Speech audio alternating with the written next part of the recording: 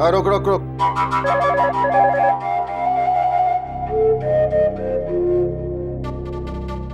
Hello. नमस्कार खलीका जी। हाँ नमस्कार नमस्कार। जी वो सम्राट के बारे में जानने के लिए फोन किया था। कैसा हमारा सम्राट? क्या बताएं साहब, बड़ी दिक्कत है, बड़ी परेशानी है। उसकी हालत देख के लगता है कि ऐसे ही चलता रहा ना तो किसी भी समय बीमार पड़ जाएगा, और लंबा बीमार पड़ेगा। रत्ना को बहुत याद करता है मार्कंडे साहब, बहुत याद करता है। हमारे पोते की जिंदगी बड़ी दुख भरी हो गई साहब। इतनी कम उम्र में माँ को खो दिया। अब बताओ आप कि रत्ना को गए कितने दिन होगा, मगर वो भूलने का नाम ही नहीं ले रहा। बस उसने तो माँ की रट लगा के रखी हुई है।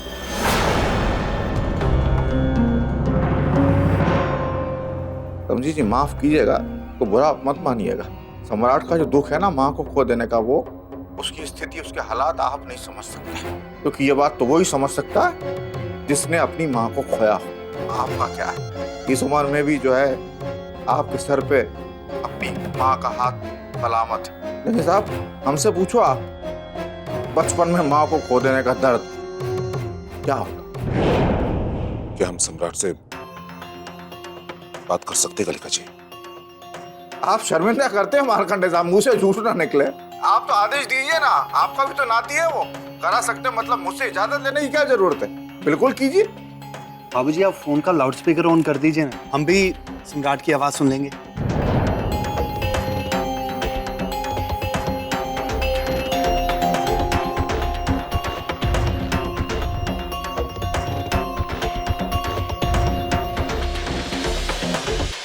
चलो। अरे हाँ हाँ, अरे मेरा बच्चा, अरे मेरा, अरे तेरे नाना का फोन है बेटा। आजा आजा आजा, बात कर।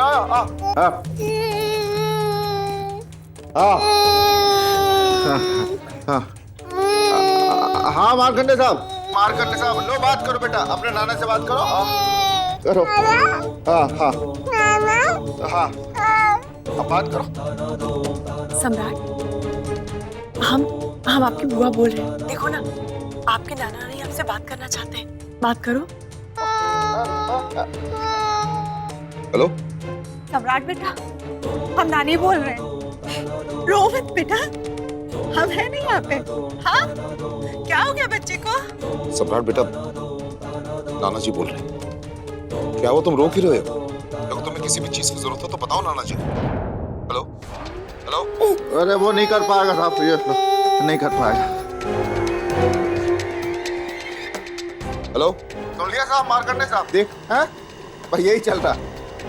2 मिनट आपको सुनाया, हम तो इसी को झेल रहे हैं, बस समझ में नहीं आ रहा कैसे संभालेंगे हम इसको। क्या ऐसा कर दें कि इसके चेहरे पे थोड़ी सी मुस्कुराहट आ जाए? हम तो सब कुछ करके देख गए सर, तो यही सोचते रहते हैं बस कि कैसे संभालेंगे। जब परेशान होते हैं तो निधि बड़ी याद आती है। निधि के साथ होता है तो बस तभी भूल पाते हैं अपनी माँ। निधि हमेशा तो उसके साथ रह नहीं सकती, कैसे रहेगी? अरे भाई उसकी अपनी जिंदगी है, उसके अपने भी कामकाज रहते होंगे।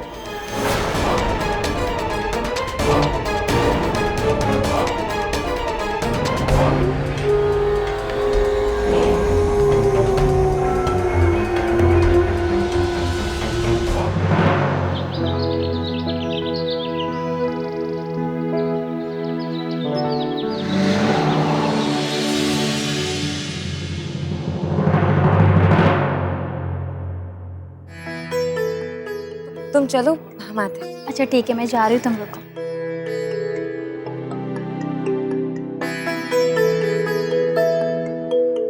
क्या बात है, आपने हमारा रास्ता क्यों रोका? आपने हमारे सवाल का जवाब नहीं दिया। आप पागल हो गए क्या? अगर पापा और त्रिभुवन भैया को ये बात पता चल गई ना, वो आपको जान से मार डालेंगे। मरना चाहते हैं क्या? अगर मरना होता तो मैं कब का मर गया होता। आपने अभी तक अपने पापा और त्रिभुवन भैया को उस रात के बारे में नहीं बताया ना। इससे साफ पता चलता है कि आप भी हमें जिंदा देखना चाहती हैं। आपने अभी तक हमारे सवाल का जवाब नहीं दिया, कि खामोशी से तो यही जाहिर होता है कि आप भी हमसे प्यार करते हैं।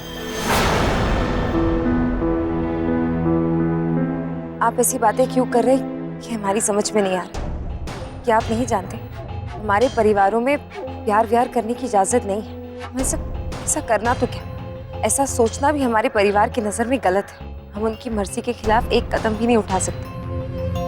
हमें आपके परिवार की नहीं, आपकी इच्छा जाननी है। बताइए ना निधि जी, क्या आप हमसे प्यार नहीं करती?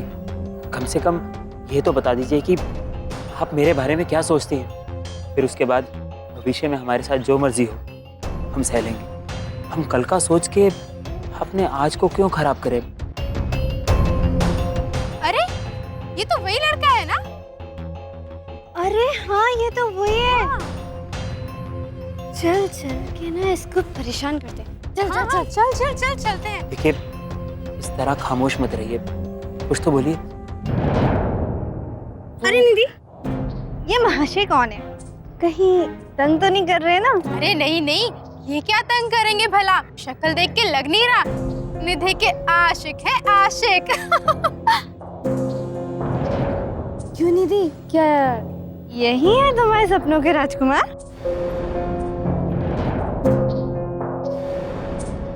अरे तुम दोनों भी क्या फालतू की बातें करती रहती हो। अब चलो यहाँ से, चलो। हाँ हाँ चलो चलो, वैसे भी हमने आके डिस्टर्ब कर दिया, क्यों जीजा जी?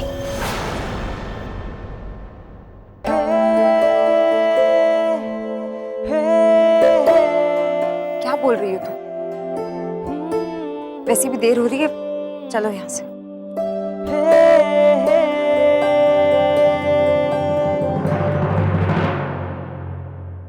अमर की माँ, हाँ माई। ये बताओ कभी तुम्हारा मर्द तुम्हें मारता था कि नहीं? अरे मत पूछो माई, मारता था। अरे जानवर की तरह मारता था, मार मार के अधमरा कर देता था। लात घुसे के साथ साथ जौन चीज हाथ में आ जाए उसी से मारने लगता था। तब तक मारता रहता था माई, जब तक बेहोश होके गिर ना जाए। अरे कई बार तो हमारा हड्डी टूट गई माई। अभी भी पूर्वा हवा चलती है ना तो पोर पोर दरक के मारे करा उठता है। बड़ा ही निर्दयी पत्थर दिल आदमी था हमारा मर्द। हमने तो यही देखा है कि सब मर्द एक से होते हैं। लेकिन का मजाल कि एक बार चिल्लाए तो हम उठ के खड़े ना हो जाए। अरे भाई कराते रहते थे, लेकिन जल्दी जल्दी उठ के उसके लिए खाना बनाते थे। अब जौन हो भाई था तो मर्द ना, रो रो के भी उसको खुश रखते थे। लेकिन आजकल की बहुएं कहाँ कर पाती हैं इतना।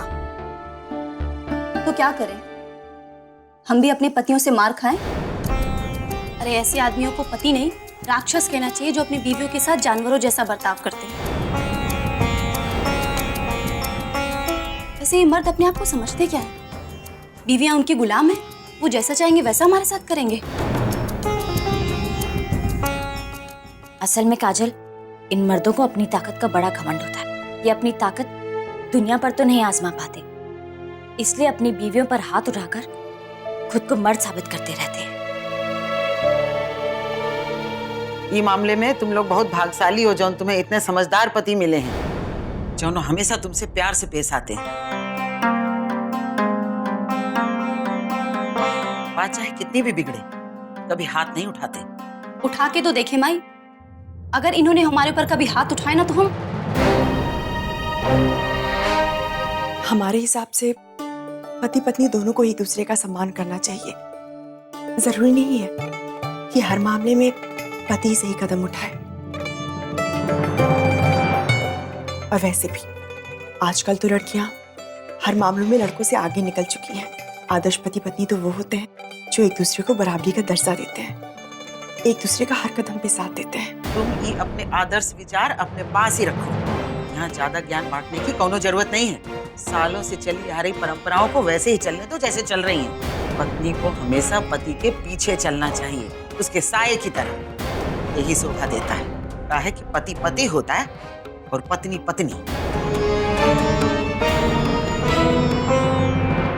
हाँ माई, आजकल के मर्द तो वैसे भी फिसड्डी होते हैं। और मारना तो दूर, आंख उठा के भी नहीं देखते। अब तनी हमरे अमर को ही देख लो, दो दो को बेटी जनी है, लेकिन कभी अमर इसको मारता है? हाथों हाथ रखता है, कभी मारा नहीं। और हमरा मर्द, अरे हमरा मर्द ने तो हमरा जीना मुश्किल कर दिया था। जब तक हमने अमर को जन्म नहीं दिया ना, हमारे प्राण खाए रहता था। एकदम नरक बना दी थी हमारी जिंदगी माई, सच कहते हैं। निधि, जी भाभी।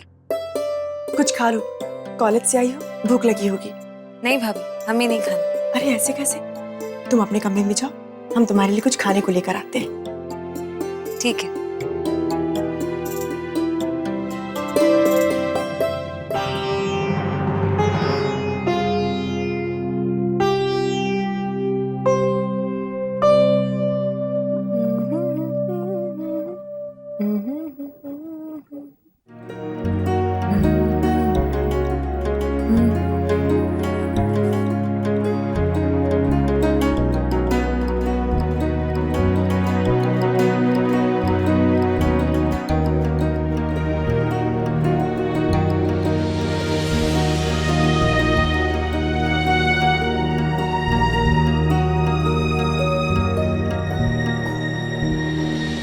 क्या बात है?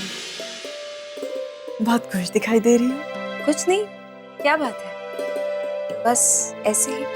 ऐसे ही इतनी खुश हो? कोई तो बात है। सचमुच ऐसी कोई बात नहीं है भाभी। फिर तो ये दीवारें तुम्हें गुदगुदी कर रही हैं, है ना दीदी? क्या भाभी, आप भी। अब बता भी दो, किसके बारे में सोच रही? जी वो मैं सम्राट के बारे में सोच रही हूँ। ना बाबा ना, सम्राट के बारे में सोच के चेहरे पे इतनी रौनक तो नहीं आ सकती। मैं तो ये पूछ रही हूँ कि सम्राट के अलावा किसके बारे में सोच रही थी? छोड़िए ना भाभी, आप नाश्ता लेकर आई हैं ना, मुझे करने दीजिए। वैसे भी हमें बहुत भूख लगी। 1 मिनट, मैं नाश्ता करने से रोक नहीं रही हूँ तुम्हें। मैं केवल तुमसे इतना कह रही हूँ, अगर तुम हमें बता दोगी ना, ये जो नाश्ता है ना, उसका स्वाद और बढ़ जाएगा। भाभी, आप तो पीछे ही पड़ गई। ओहो, तो ये बात है। कौन किसके पीछे पड़ा है? आप भी ना। बताओ ना, अब तो तुम्हें बताना ही पड़ेगा।